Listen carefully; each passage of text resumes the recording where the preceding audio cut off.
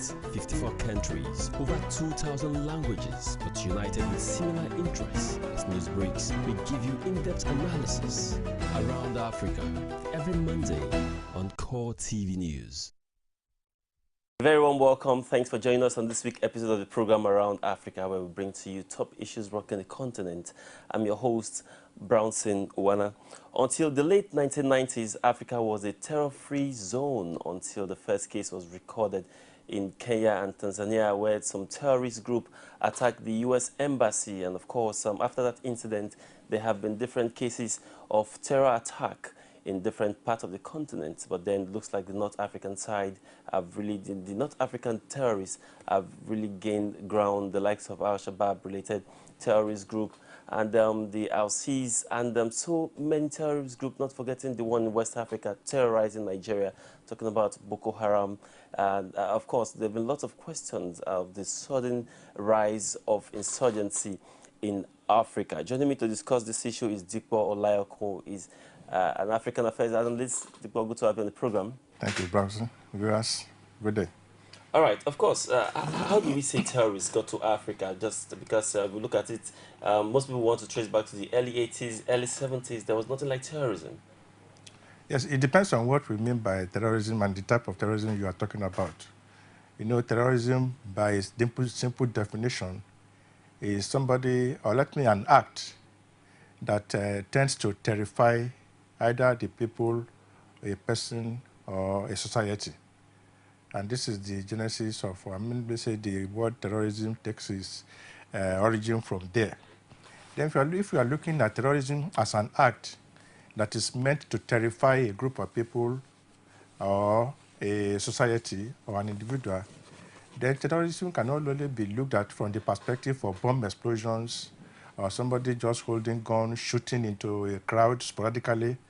Terrorism is also an act of, even ordinary, or let me use the ordinary in quote, the hijack of a plane is an act of terrorism. If you are looking at, because the essence is to make sure that you use that opportunity to either get a point or to visit what we can call a vendetta on some people. Don't forget that immediately after there was an election in Nigeria, I think it was 1983 or 1993, there was this hijack of a plane by one association organization that called itself MAD.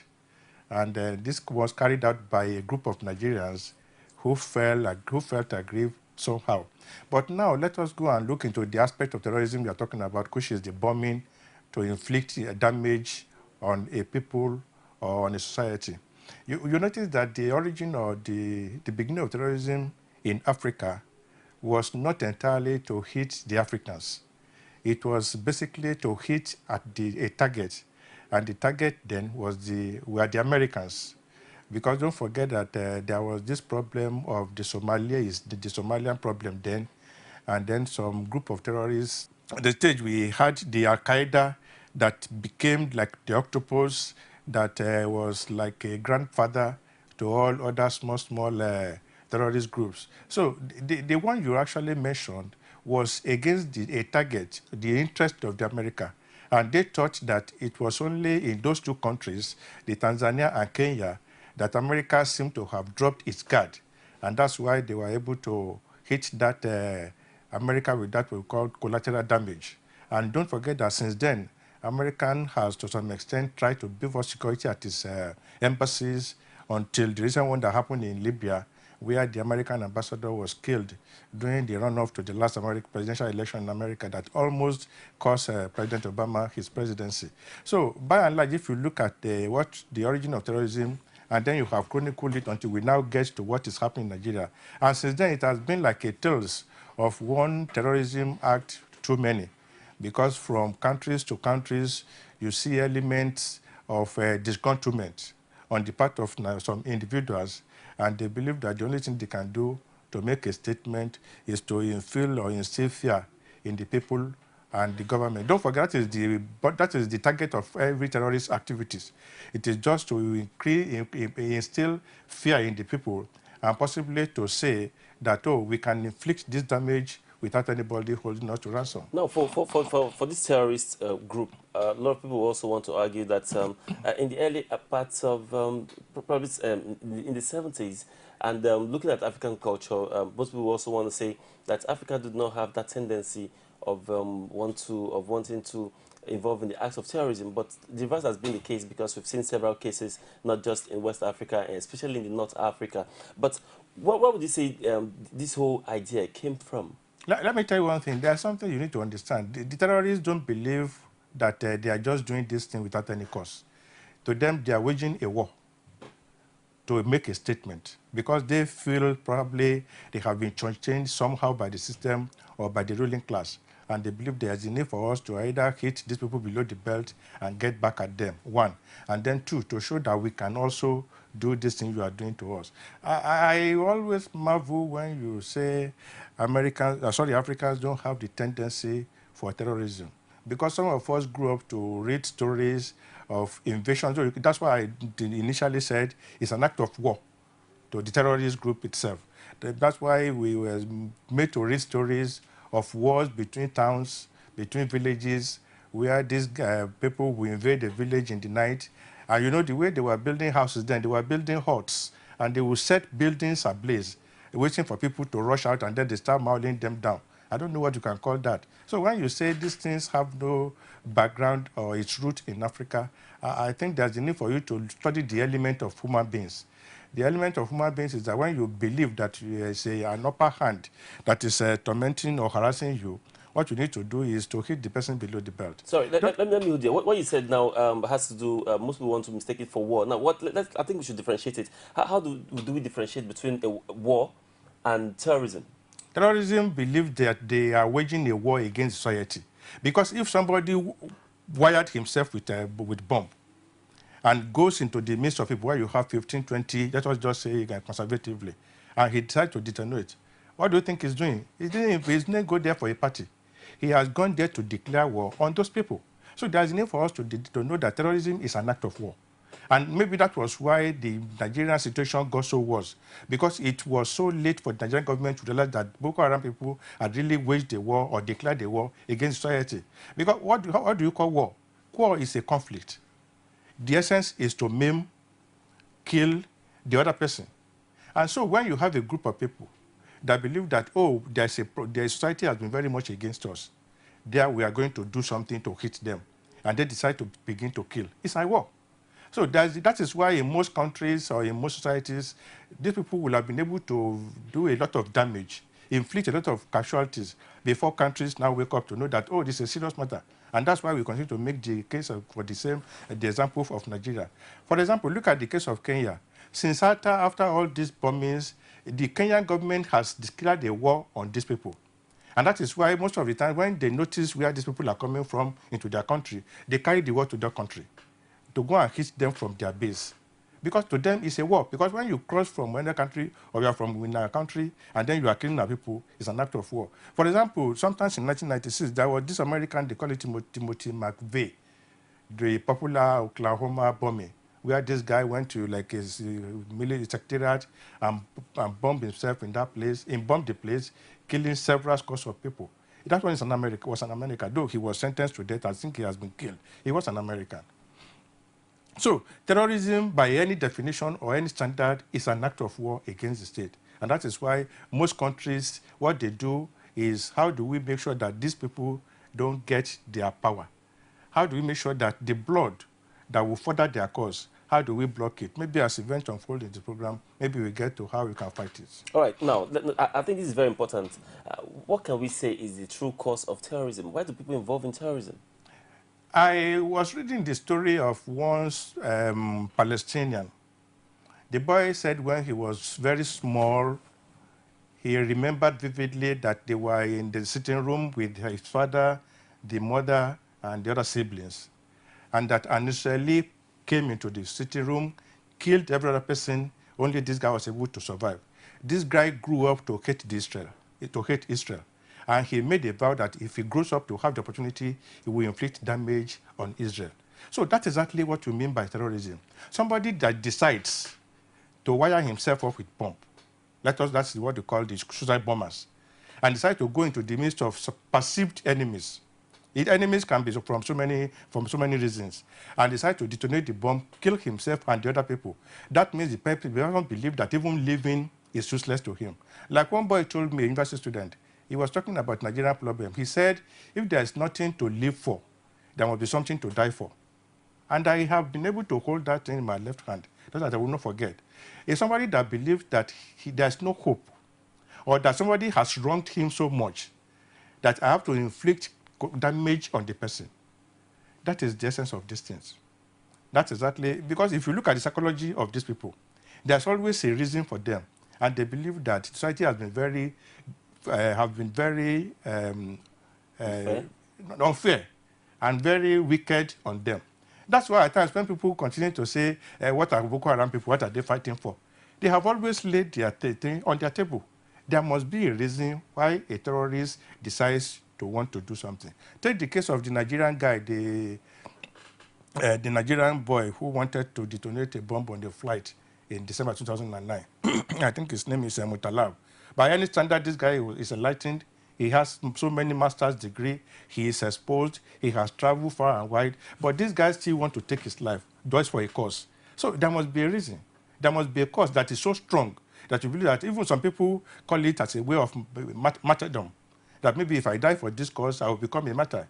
Let's go back to the history of the Iran-Iraqi war during the time of Ayatollah Khomeini. Reports said by any standard, if you're talking about military armament, ammunitions, Iraqi was by far ahead of Iran. But the Iranian leader, Ayatollah Khomeini, wanted to ginger his boys to go and fight a war, which they know they were incapacitated in so many areas. They said the man went to the welder where they made these big keys that they were distributing to the army. That if you die in this war, that is the key you use to open the door to Ajana. And these guys went into the war, even with the sophistication of the Iraqi military, they were not able to subdue the Iranians because they have been gingered to go and fight for a cause. So that is the purpose, and the terrorist himself believes he is fighting a cause that even if he dies in the course of this battle, that is something is awaiting him at the end of the day. Because that is where brainwashing and a host of other things come into it. They will have been brainwashed into doing certain things. Okay, for example, look at the case that Nigeria has even become of. We now have young girls that have been caught in the north that want to go and commit suicide bombing. You ask yourself, what did they tell them? That is where brainwashing comes into it. Indoctrination. That, oh, you are fighting a cause. If you die in the course of this battle, at least something awaits you at the end of the day. Now, can some of these things also be linked to economic purposes? Yes, there's no way you can draw away economic aspect of it. It is not always every time that you can draw economy into it, the economic fortune of individual, because we believe that when you are poor, life has no meaning to you. You don't even know what is going to happen tomorrow. You see it every day in Lagos. You see some guys on top of Akada, 6 people, riding as if they want to commit suicide. Because to them, life is meaningless. You see them on top of downfall buses. They will hang. And when speeding, high-speeding, downfall, guys will hang, not minding if anything happens to a drop. That is why until men begins to value life, I think that is the most important thing. When you value your life, you want to preserve it. You don't want to wire yourself with a bomb, go into the midst of people and end your life. And I think this is where our religious leaders have also failed us. Because I remember that when we were very small, we were made to guide our life jealously because they told us that committing suicide or killing yourself is against the law of God. Because the Lord, they will say the life that you did not create, you shouldn't terminate it. But these days, people want to terminate their lives because they don't know that perhaps, as we were told when we were very small, that there's a punishment that awaits them at the end of the day because the life you didn't create. Why do you want to terminate it? All right, it's a very big one as far as the issue of terrorism is concerned. But at this point, let's go for a very quick break. And when we come back, we'll be looking at the role of politicians in the evolution of terrorists, or terrorism, as you want to call it, in Africa. One continent, 54 countries, over 2,000 languages, but united with similar interests. As news breaks, we give you in-depth analysis around Africa every Monday on Core TV News.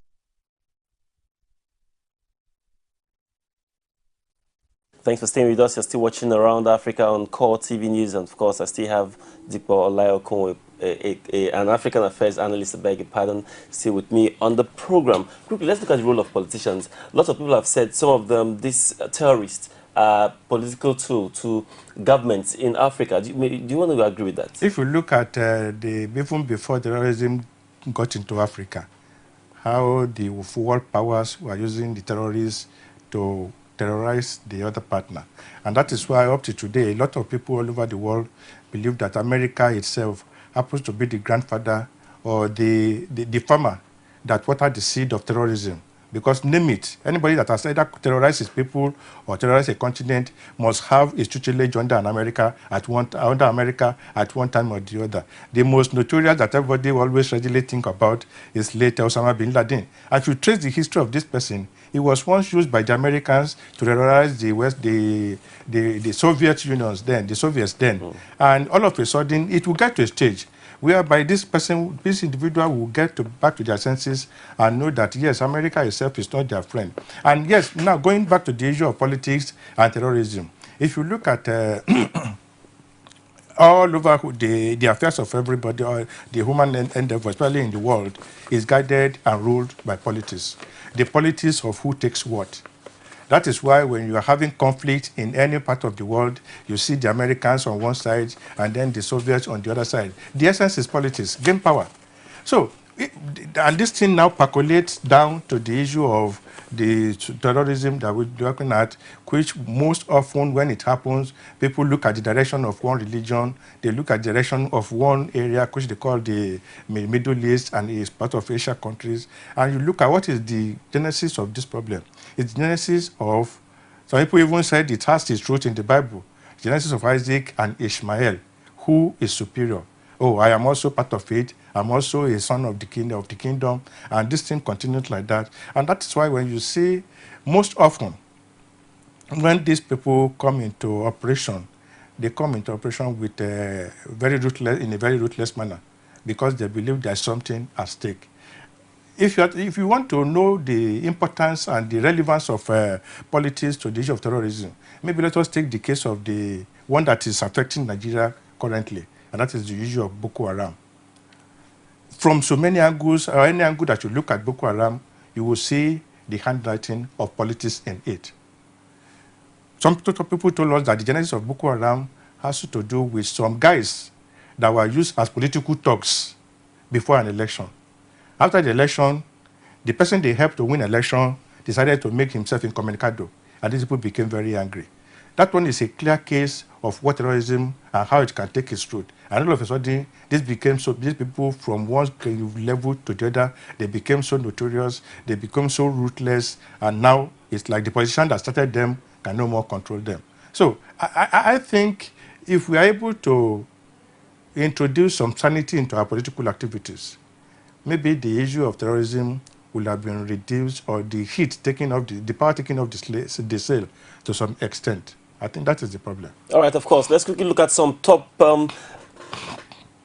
terrorist group in Africa. We have the Ansar of Tunisia, and of course we have Islamic group of Algeria. Boko Haram is of Nigeria, and Egypt Islamic Jihad. And of course we also have Libyan Islamic fighting group, and of course we have Lord Resisting Army.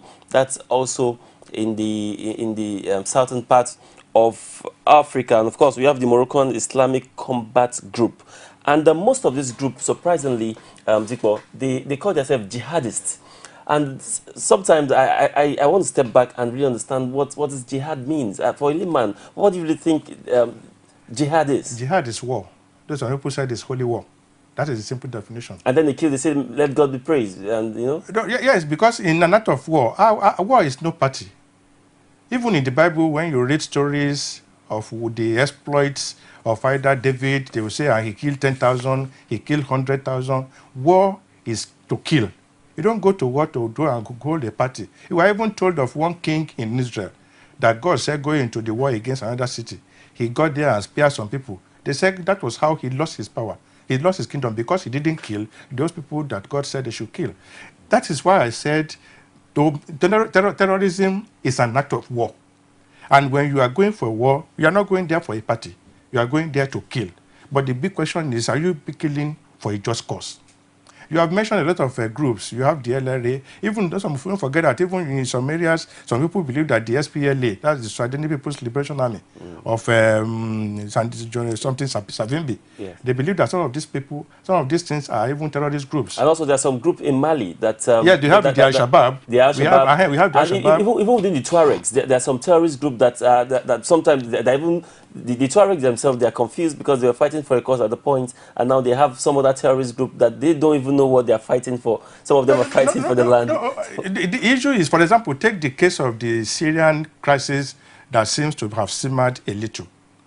When these guys came, initially, they came as if they wanted to torpedo the government of al-Bashar, who took over from his father. And to some extent, the West was in support of these guys. But at a stage, they realized that, if these people eventually if they're able to seize power, they will be so extreme that will not be able to contain them. So that is usually what you have. You have a revolution, in quote, within a revolution. Unfortunately, because just like, let's take the example of our own Nigeria as an example. There was a time when the OPC started, that's the Odua People's Congress. The person who started happens to be a gentleman, a medical doctor, who wanted to use it to get certain things, at least according to him, for the Yorubas. But as they say, some elements within that fold believe that his activities was too soft for their liking. They wanted something more radical. And that was where you have the OPC of Gani Adams, and that's exactly what is happening. It's bound to happen. It's like when you're starting the revolution. The people that started the revolution might have a different thing entirely, but eventually the people that will come and join you will definitely have another focus entirely, and that is what is happening. You even forgot to mention the ISIS, which happens to be the most recent of terrorist group that has become the major concern for the whole world now. That America is now trying to build a consensus army to confront them. This thing will continue to be there unless we want to deceive ourselves. As long as we continue to have injustice, as long as fairness is lacking in society, you will see elements of these people coming out to say, no, we want to take this thing by force. Don't forget that even that's why some of us are surprised when the PDP elements begin to say, Boko Haram is being supported or sponsored by the opposition. I remember vividly that the immediate past national chairman of PDP, Alhaji Babawale Katuko, once said that the other name of Boko Haram is justice, because he believed that these people were fighting for a cause.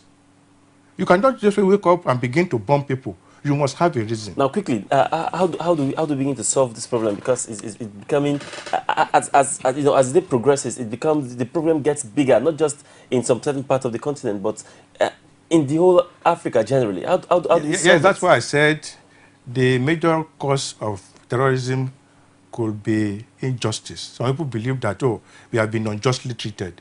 I think if the people of the world, the powerful elements at whatever level, can believe to see justice as a virtue, when you deal with everybody on merit, where nobody is unnecessarily persecuted, to some extent we'll be able to reduce it. Two, there's the need for us to, that's on the economic point, there's the angle, there's the need for us to remove poverty from the people. When people are poor, when life doesn't make any meaning to them, it doesn't cost them anything to terminate lives. And then two, I think this is where our religious leaders come into play. There's the need for us to feed our children with the real religious tenets. That's why I said the real, not the adulterated religious tenets that will take them to the extreme. There is any religion that practices extremism. It's not religion, because God is not an extreme God. If you can consider these three elements, to some extent we'll be able to reduce the act of terrorism to the barest minimum, if we cannot even eradicate them completely. Thank you very much, Dikwa, for coming on the program. It's always a pleasure. And of course, that's how far we can go on the program today. Terrorism is a very, very big concern to everyone on the continent of Africa. And of course, the fight of this, it depends on every one of us. We have to be conscious of our environment and, of course, see how we can, raise some alarm and, of course, alert some security agencies. My name is Brownson. One very big thanks for watching. We'll be back again next week with another episode. On behalf of all my production crew, have a wonderful day. One continent, 54 countries, over 2,000 languages, but united with similar interests. As news breaks, we give you in-depth analysis around Africa every Monday on Core TV News.